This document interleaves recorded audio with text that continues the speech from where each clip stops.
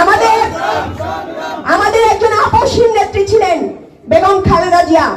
বেগম খালেদা জিয়া বলে গেছিলেন, যেই দিন এই বাংলাদেশের জনগণের সরকার আসবে সেই দিন এই সংবিধানকে ছুঁড়ে ফেলে দেওয়া হবে।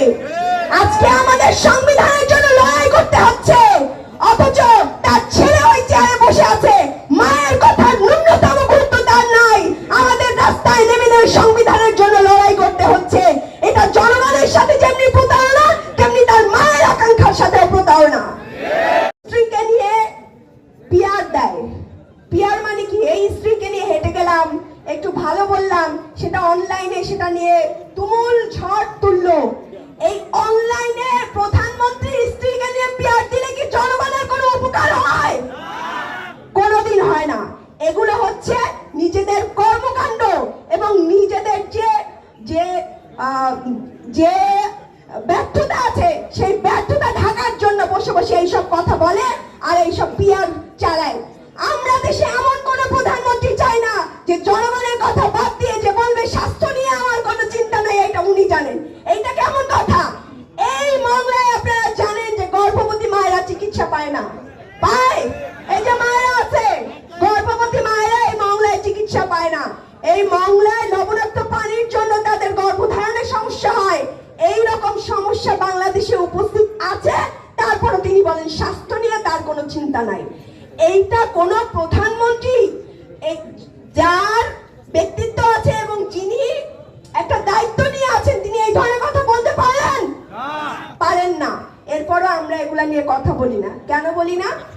এই প্রধানমন্ত্রী, এমপি, মন্ত্রীদের নিয়ে কথা বলতে আমরা ভয় পাই, লিখতে ভয় পাই। কিছু একটা করলেই মনে হয় একটু তোষামত করি, এতেই মনে হয় আমি ভালো থাকবো। তোষামত করে আর জীবনে ভালো থাকতে পারবেন না। তোষামত করবেন, আপনি এক যুগ তোষামত করবেন, পরের যুগে আপনার সন্তান জীবন দিবে, আপনার সন্তান ভুগবে। যার মা বাবার এইখানে আমাদের পুলিশ ভাইরা আছে, আমাদের এই আন্দোলনে অনেক পুলিশের ছেলেরা মারা গিয়েছে না? অনেক পুলিশের ভাইরা পুলিশের সন্তান জীবন দিয়েছে। তারা কিন্তু মাথা নত করে নাই। মাথা নত করছে? আমাদের ভবিষ্যৎ প্রজন্ম মাথা নত করবে না। আমাদের এই বাংলাদেশ রক্তের উপরে দাঁড়িয়ে আছে, আবু সাঈদ মুগ্ধের রক্তের উপর দাঁড়িয়ে আছে, সেই সন্তানের উপর দাঁড়িয়ে আছে যারা জীবন দিয়ে গেছে। এই বাংলাদেশকে পরিবর্তন করতে হবে এবং এই পরিবর্তনের লড়াই যদি আপনারা না থাকেন, এই শহীদরা আপনাদেরকে ক্ষমা করবে না। আমাদের যে ভাইদের হত্যা করা হয়েছে সেই ভাইদের বিচার। ভাইরা মৃত্যুর আগে রাস্তার দেয়ালে দেয়ালে লিখে দিয়েছিল দেশ সংস্কারের কথা। সেই সংস্কারের যে আকাঙ্ক্ষা, সেই আকাঙ্ক্ষা বুকে নিয়েই আমরা রাস্তায় রাস্তায় ঘুরছি। আর একটা আকাঙ্ক্ষা আমাদের আছে, সেটা হচ্ছে এই দিল্লিতে বসে হাসিনা যে চক্রান্ত করছে, দেশকে উত্তপ্ত করার যে চক্রান্ত করছে এবং 2 দিন পর পর যে উঁকি মারার কথা বলছে, সেই হাসিনাকে বাংলাদেশে এনে ফাঁসির দড়িতে ঝুলানোর একটা আকাঙ্ক্ষা আমাদের এনসিপির রয়েছে। আমরা হাসিনাকে ফাঁসির দড়িতে তো ঝুলাবই, পাশাপাশি ভবিষ্যতে বাংলাদেশে যদি কেউ হাসিনা হয়ে ওঠার চেষ্টা করে, কোন দল যদি আওয়ামী লীগের বিকল্প হয়ে ওঠার চেষ্টা করে, তাদেরকেও বাংলার জমিনে দেখে নিয়ে ছাড়বো ইনশাআল্লাহ। সংবিধান সংস্কার, বিচার, এটা খুব গুরুত্বপূর্ণ ইস্যু। এই ইস্যু নিয়ে আমরা মাঠে ময়দানে দৌড়াচ্ছি। সংবিধান সংস্কার না হলে এই দেশে হাসিনার মতো ফ্যাসিস্ট তৈরি হবে।